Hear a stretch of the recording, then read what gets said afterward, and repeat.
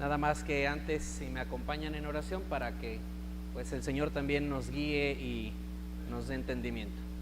Bendito Padre Celestial, te damos muchas gracias, Señor, por permitirnos estar en esta tarde aquí en tu casa de oración. Señor, hemos venido estudiando en las últimas semanas, en estos días, el catecismo, en donde pues exponemos preguntas y respuestas sobre tu palabra. Ayúdanos, Señor, dándonos entendimiento, dándonos claridad, rumbo, dirección. Limpia nuestros corazones, Señor, para que también podamos meditar en tu palabra y recordar tus dichos, Señor. Te pedimos, Señor, que por favor nos guíes, nos bendigas y todo esto, Señor, que hacemos, que sea para honra y gloria tuya, mi Dios. Te lo pedimos y agradecemos en nombre de Cristo Jesús. Amén. Bueno, la pregunta número 28, hermanos, dice así: ¿cómo somos hechos partícipes de la redención comprada por Cristo? La respuesta que viene en el librito dice así: somos hechos partícipes de la redención comprada por Cristo por la aplicación eficaz de la misma a nosotros. Esa sería como parte de la corrección, ¿verdad? Porque en el librito viene un poquito diferente. Nuevamente les digo, somos hechos partícipes de la redención comprada por Cristo por la aplicación eficaz de la misma a nosotros, por medio de su Espíritu Santo. ¿Sí? Por la aplicación eficaz de la misma a nosotros, por medio de su Espíritu Santo.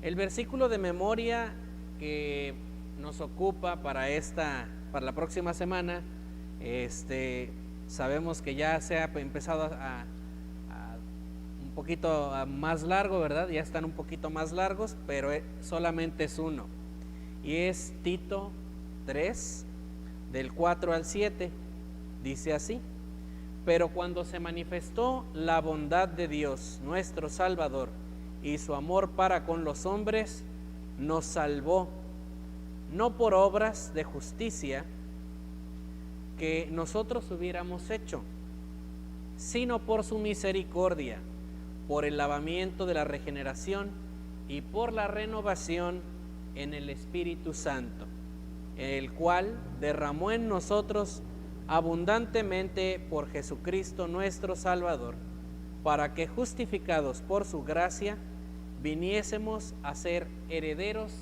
conforme a la esperanza de la vida eterna. Bien, esta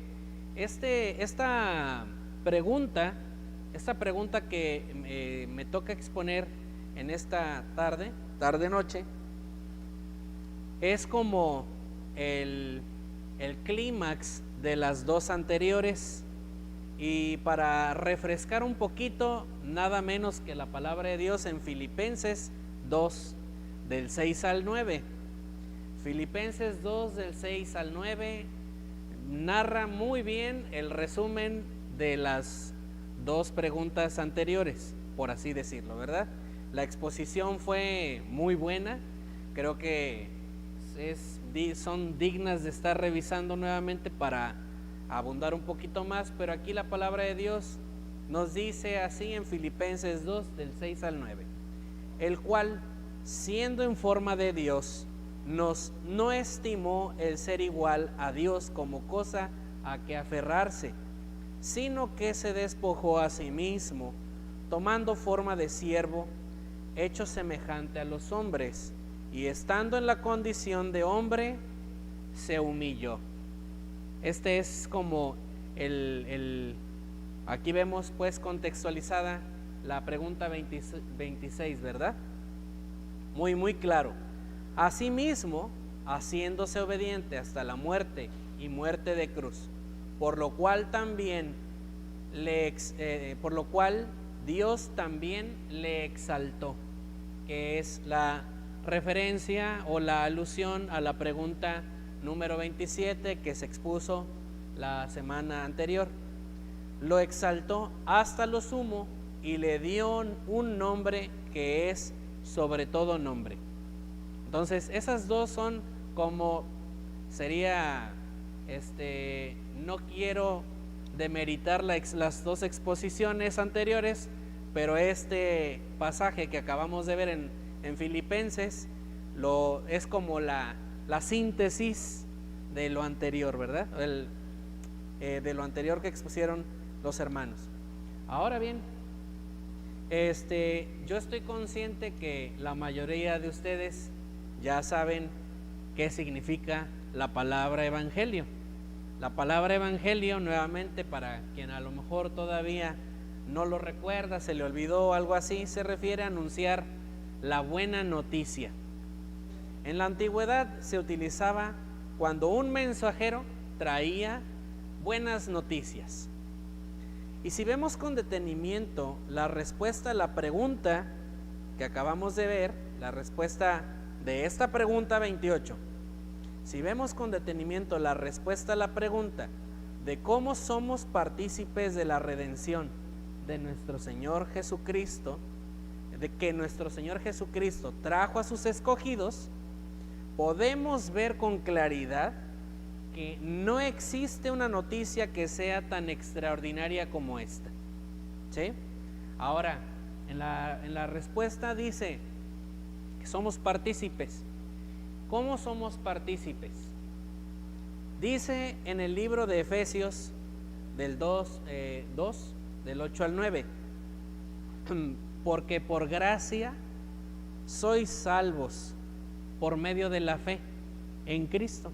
Aquí le agregué yo en Cristo para que no se ande desviando por ahí de la fe, quién sabe en qué, ¿verdad? Porque por gracia sois salvos por medio de la fe en Cristo, agregado mío, y esto no de vosotros, pues es don de Dios, no por obras para que nadie se gloríe. ¿Cómo somos partícipes? Pues por gracia, hermanos, así de sencillo, por gracia y por medio de la fe en nuestro Señor Jesucristo. Es algo que me ha hecho pensar, me ha hecho meditar un poco, y en algunos de los estudios o cosas le digo a mi esposa, no sé si lo leí, si lo escuché, si con alguien lo platiqué o algo, pero que lo escuché, a un pastor que refería a la salvación. Dice, es cuando uno va a la universidad, uno espera ser que por medio de exámenes y cosas que se hacen y que se practican y que tiene que aprender y memorizar y recordar y hacer, el día de que sustenta su evaluación tiene que pasar, ¿cierto? Para obtener un grado académico. Decía este pastor, yo descanso porque me da paz, yo obtengo la salvación no porque tenga que aprobar algún examen, porque tenga que aprenderme ciertas cosas de memoria, sino porque, digámoslo así nuevamente en términos como escolares, que el título o el grado académico ya le fue dado por gracia, si lo quiere poner en esos términos que son los que manejo yo siendo profesor, ¿verdad? Le dieron el grado académico por gracia, fue gratuito, no tenía que hacer absolutamente nada, y eso genera, dice él, y a mí también me genera paz y tranquilidad. Entonces, de esa manera somos partícipes, ¿sí? Bueno, pero ¿por qué la gracia sobre nosotros? ¿Y por qué la gracia sobre nosotros? Si somos un poquito tercos todavía, porque lo somos, ¿por qué? ¿Por qué la gracia sobre nosotros? Dice Primera de Juan 4:10. En esto consiste el amor, no en que nosotros hayamos amado a Dios, sino en que Él nos amó a nosotros y envió a su Hijo en propiciación por nuestros pecados. Hermanos, nosotros de manera natural lo hemos estado viendo con regularidad. No tenemos no tenemos en nuestra naturaleza algo que nos incline, nos orille, nos lleve a buscar a Dios. Es porque Él nos amó primero. Y si me permite observar el verso 10 del capítulo 2 de Efesios, dice: porque somos hechura suya, creados en Cristo Jesús para buenas obras. Entonces, ¿por qué la gracia? Porque somos hechura suya, así de sencillo, ¿sí? El Señor nos ama, el Señor siente un tierno amor por nosotros, más y como dice aquí en Primera de Juan 4, porque Él nos amó primero. Y nos ve tan extraviados, tan desorientados, tan perdidos, que lo único que siente por nosotros es misericordia, y nos regala su gracia, nos regala su salvación por fe en Cristo Jesús. Ahora, ¿y para qué la gracia? Todavía siendo un poquito más terco, ¿no? ¿Para qué? Para salvación de los hombres, como dice en Tito 2:11, para salvación de los hombres. Bueno, y todavía preguntándonos, ¿qué es lo que pasa al participar de la redención? ¿Qué pasa?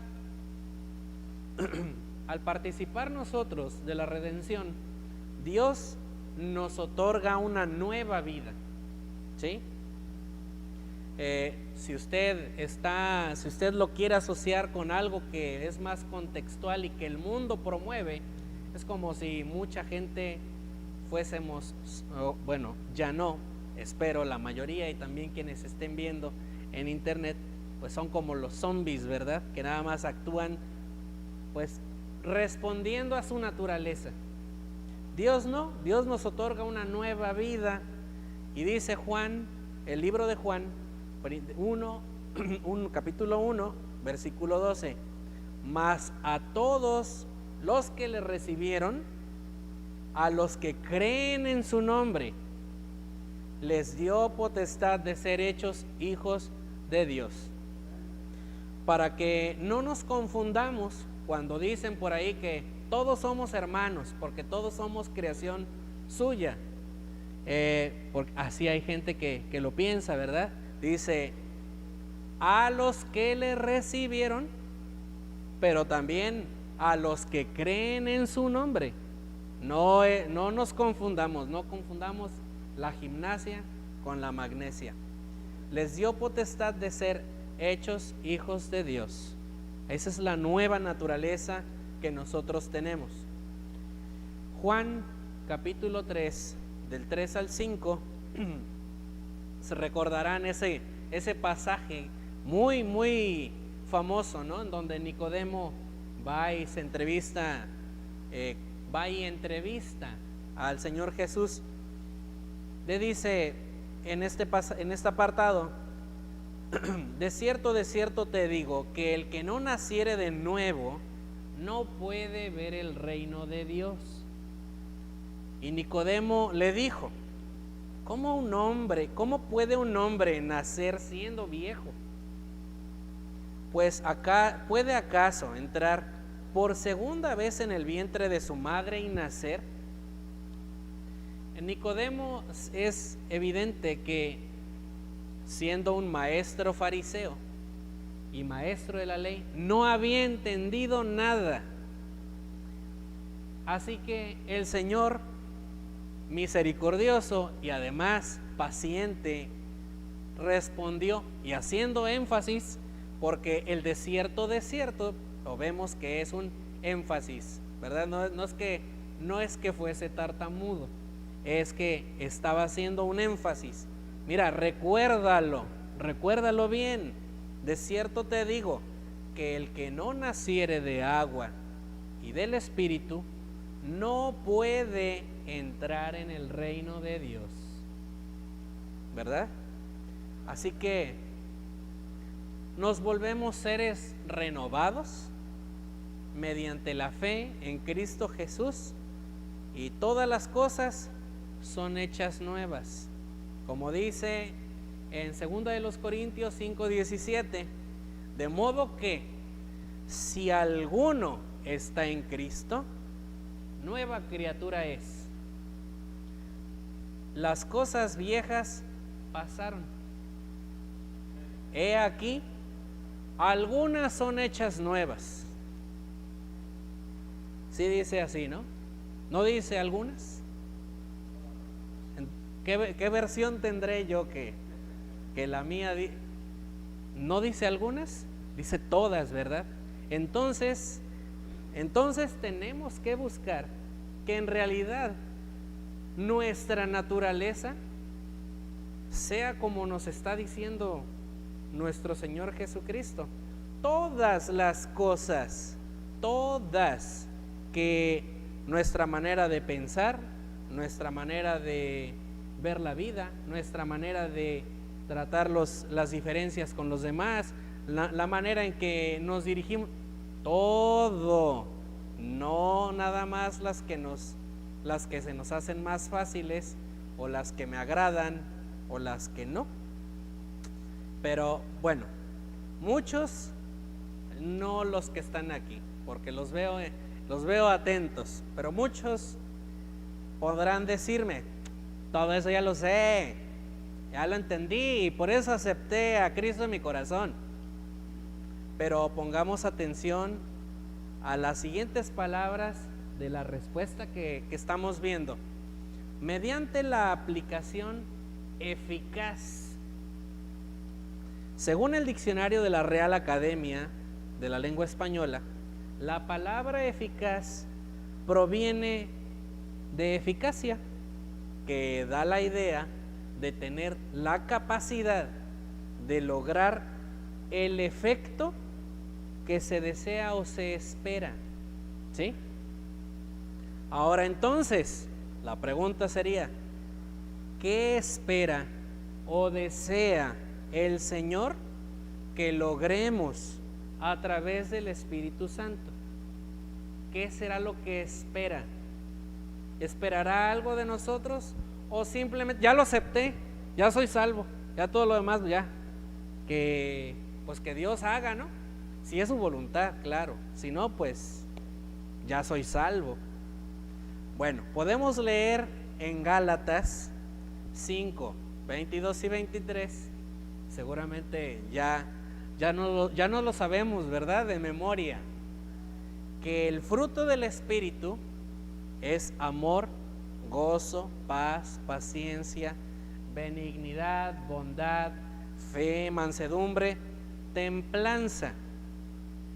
Ahora, la pregunta de los 64,000 es la siguiente, y haga un examen de conciencia. No hay necesidad de que se exhiba, ni que se sienta avergonzado aquí, ni nada por el estilo. Es para hacer un examen de conciencia. ¿Hay algo de esto en usted? Del amor, nuevamente amor, gozo, paz, paciencia, benignidad, bondad, fe, mansedumbre, templanza. ¿Hay algo de eso en mí? Me tengo que hacer la pregunta constantemente. ¿Habrá eso? ¿Lo estaré desarrollando? Si no lo tengo, si yo al hacer un examen personal observo que nada de eso hay en mí, que me desespero con facilidad, que respondo rápidamente allá a las agresiones, que me siento inquieto, angustiado, etcétera. Bueno, habrá que hacer un examen mejor de conciencia. Y dijera el pastor, no se vaya, ¿verdad? No se vaya, platique con alguien. Pero vamos a ver un poquito más de orientación respecto a algunas cosas en 2 de Pedro, de capítulo 1, del 3 al 9. Está amplio y la verdad me ha gustado siempre mucho este pasaje, porque ahorita les digo por qué. Dice: como todas, segunda de Pedro, capítulo 1, del 3 al 9, como todas las cosas que pertenecen a la vida y a la piedad nos han sido dadas por su divino poder, mediante el conocimiento de aquel que nos llamó para su gloria y excelencia, por medio de las cuales nos han dado preciosas y grandísimas promesas, para que por ellas llegaseis a ser participantes de la naturaleza divina, habiendo huido de la corrupción que hay en el mundo a causa de la concupiscencia. Observe cómo en nada más de este 3 al 5, nos está diciendo que el Señor, por su gracia, nos dio salvación mediante la fe en Cristo Jesús.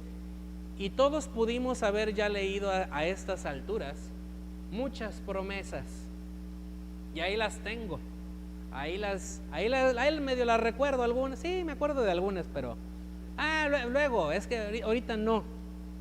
Bueno, todo esto es lo que ya nos ha dado el Señor. Pero ahora ponga atención a la siguiente parte.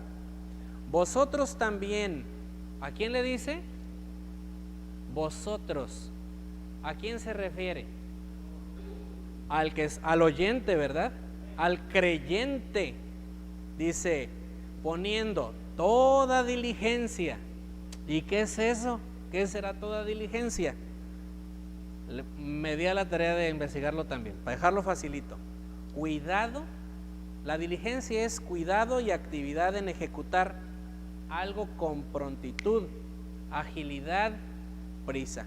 Es decir, que hay que llevarlo con cuidado, rapidito y bien hecho. Por esto mismo, con toda diligencia, por esto mismo, añadid. ¿Quién va a añadir? ¿Quién le va a añadir? ¿Quién? Nosotros. ¿Quién tiene que añadir? Nosotros somos los que tenemos que añadir. Pues no que nomás era ser salvos y ya. No, tenemos que añadir, ¿qué más? A vuestra fe hay que añadirle virtud, cualidad moral, ¿verdad? Una calidad moral. A la virtud le vamos a agregar conocimiento. Al conocimiento, dominio propio. Al dominio propio, paciencia. A la paciencia, piedad. A la piedad, afecto fraternal. Y al afecto fraternal, amor. Pero yo le tengo que añadir eso. Yo, pues no, que acaba de decirme que pues estas cosas son ajenas. Sí, Señor, sí, hermanos, son ajenas a nosotros, pero tenemos que hacerlas.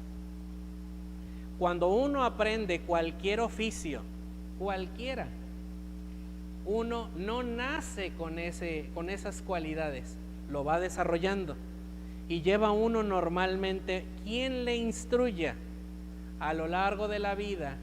Nuestro maestro, para poder añadir todas estas cosas, es ¿quién será?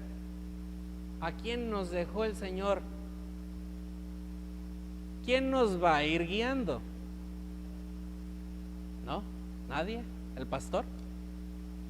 El Espíritu Santo, ¿no? El Espíritu Santo nos va a ir guiando. Pero yo tengo que tener la iniciativa o construirme el hábito, porque eso es algo que yo tengo que hacer, de llegar y a lo mejor todos los días adquirir conocimiento. Pues todos los días tengo que apartar un espacio para leer la palabra de Dios y leer. Que tengo que añadir virtud. Bueno, pues mire, de esa manera yo he leído que hay que comportarse de esta manera.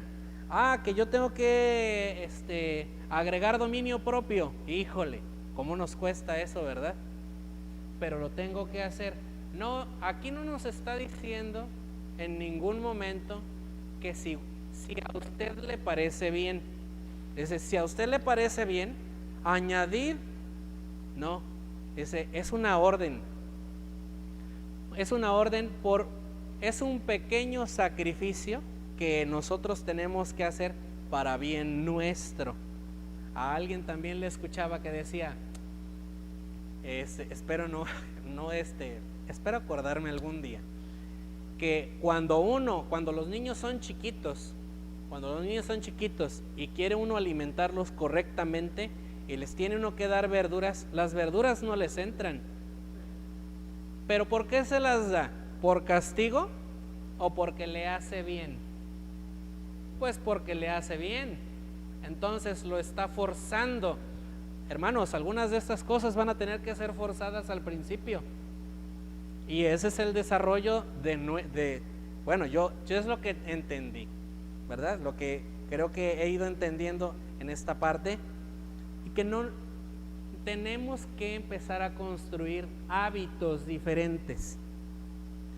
Ahora bien, después de que vimos que hay que agregarle al afecto fraternal el amor, nos dice, porque si estas cosas están en vosotros y abundan, no que hay unas cuantas, no, unas cuantas por ahí, abundan, no os dejarán estar ociosos ni sin fruto en cuanto al conocimiento de nuestro Señor Jesucristo.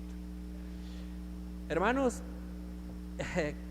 esta parte me ha parecido muy interesante siempre respecto al la parte que nos toca a nosotros como la construcción de hábitos y costumbres que son ajenos a nuestra naturaleza, y que yo entiendo que en algunos casos, si el Señor es su voluntad y quiere hacer un milagro y a usted lo quiere transformar en una persona conforme a imagen y semejanza suya, y un varón perfecto o mujer perfecta, si el Señor quiere, lo va a hacer. Pero si después de varios años que hemos estado asistiendo a la iglesia y oramos y cantamos y ofrendamos y leemos la palabra de Dios y no vemos nada de eso, hay que empezar a preguntarnos qué es lo que no estamos haciendo correctamente. ¿Por qué todavía sigo angustiado?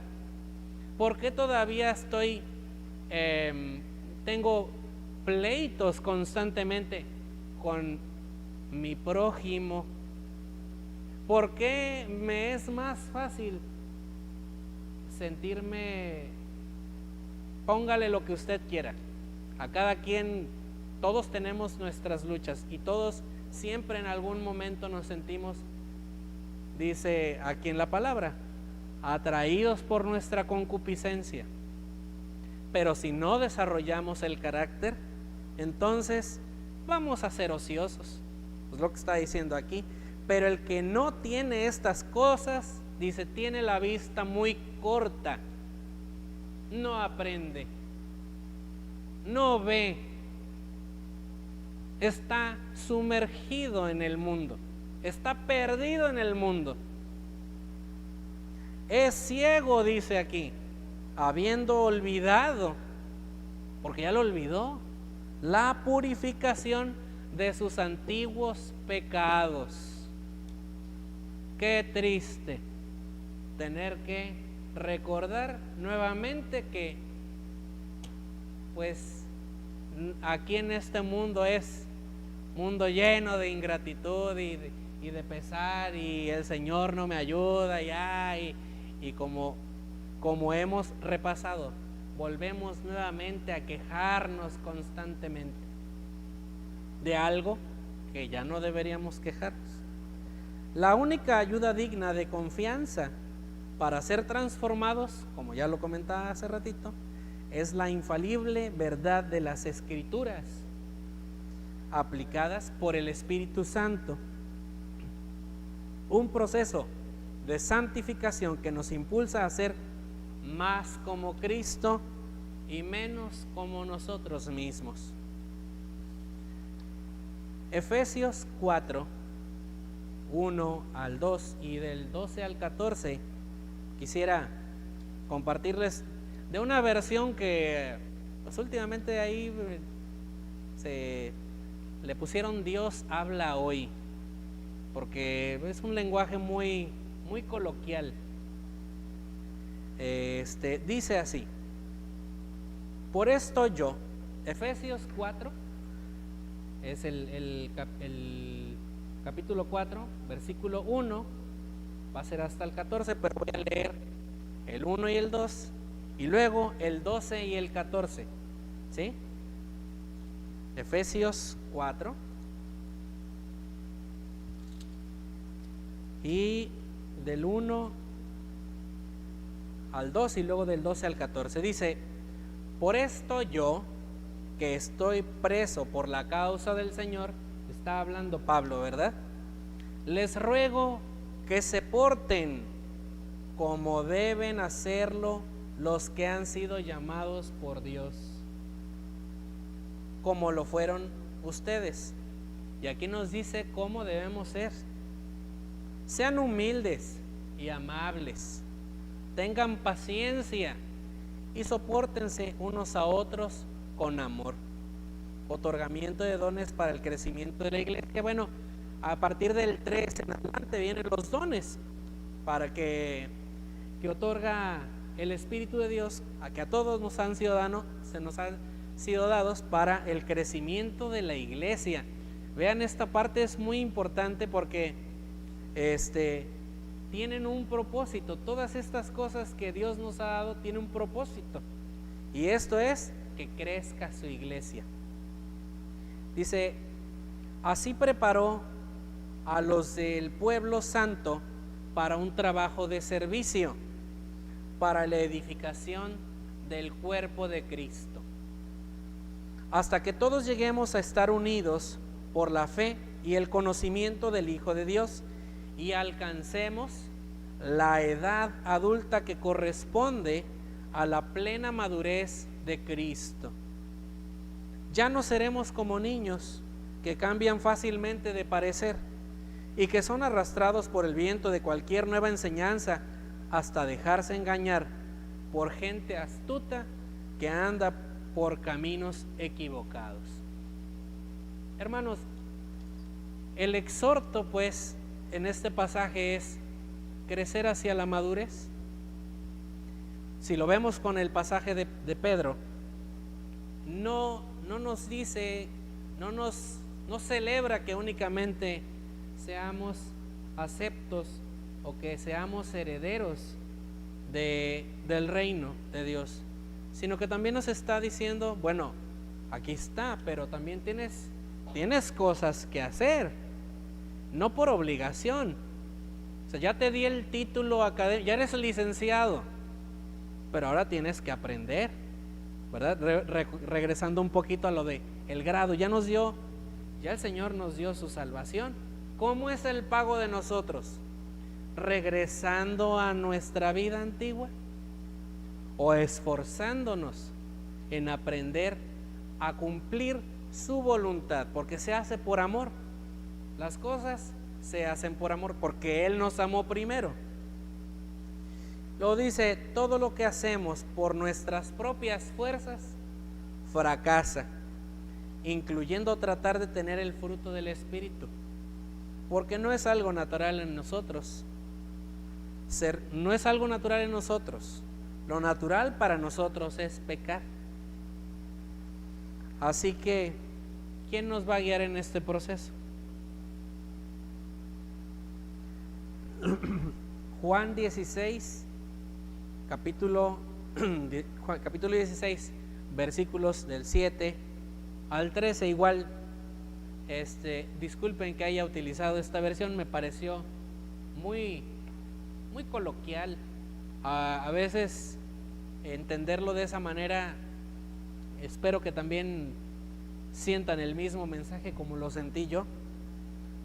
Juan 16, 7 al 9 y el versículo 13 dice: pero les digo la verdad, es mejor para ustedes que yo me vaya, porque si no me voy, el defensor no vendrá para estar con ustedes, pero si me voy, yo se lo enviaré. Cuando Él venga, mostrará claramente a la gente del mundo quién es pecador, quién es inocente y quién recibe el juicio de Dios. ¿Quién es pecador? El que no cree en mí.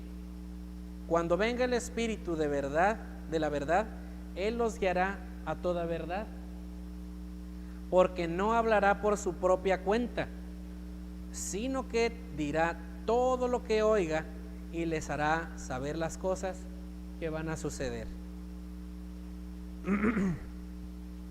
Bueno, podríamos hablar, hermanos, de más versículos en el Nuevo Testamento que encontramos y que dan testimonio de cómo nuestro Señor Jesucristo nos ha hecho libres en Él y para Él.